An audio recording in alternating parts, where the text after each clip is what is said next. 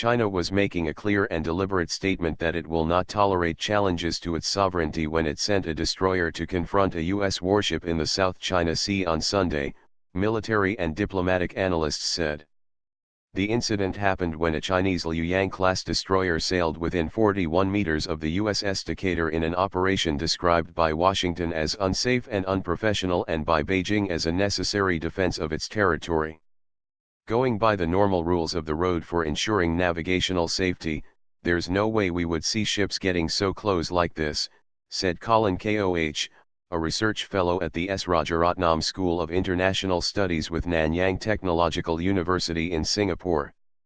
Such a move by the PLA naval warship was nothing short of a calculated, deliberate act.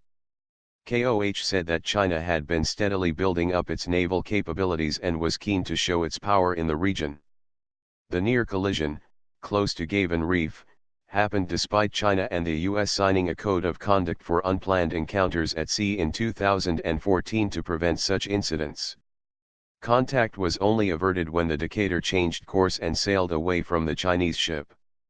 Carl Thayer, emeritus professor at the University of New South Wales in Australia, said the Chinese move was clearly intended to demonstrate Beijing's resolve to safeguard the territory it claims.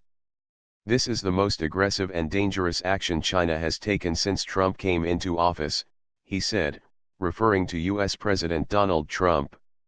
All freedom of navigation patrols are shadowed by Chinese vessels and aircraft, and told to leave the area, but none has come this close or moved this dangerously.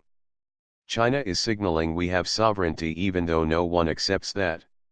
Su Hao, a professor at China Foreign Affairs University in Beijing, had a different opinion, saying China would have felt obliged to take action as, from its point of view, the passing of the U.S. warship within 12 nautical miles of Gavan and Johnson Reefs, both of which are claimed by Beijing, was highly provocative. The U.S. provocation came first and then China took defensive action, he said. The U.S. warship would not have left the area if the Chinese ship had not sailed near it. Zhang Ji, an international relations researcher at the Chinese Academy of Social Sciences, said China probably reacted in a more aggressive way than normal because of the growing pressure it felt in the South China Sea, not only from the US but also from Britain and Japan, which were also challenging its claims there. In the past, the Chinese vessel would only have sent a warning to the US ship, he said. Both Koh and Thayer suggested that Beijing might also have exploited the incident to stir up nationalist sentiment and bolster support for the Communist Party. I don't believe a Chinese naval captain would do that on his own volition, Thayer said. Because if the ships had collided there would have been major consequences. In a move that is likely to further stoke tensions in the disputed waters, CNN on Thursday cited unnamed U.S. defense officials as saying that the U.S. Pacific Fleet had drawn up a plan for a major show of force in region that would see planes and ships taking part in freedom of navigation operations in the South China Sea and Taiwan Strait.